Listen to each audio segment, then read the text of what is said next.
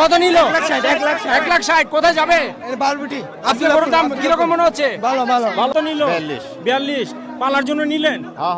আচ্ছা দর্শক, সুন্দর একটা বাছুর গরু কিন্তু 42,000 টাকা বিক্রি হলো।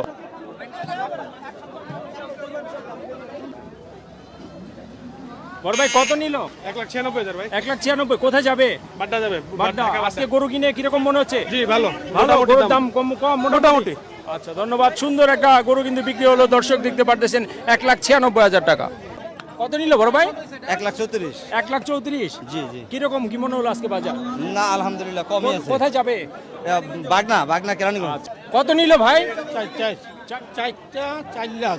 4 লাখ না? কোথায় যাবে? মিরপুর। আচ্ছা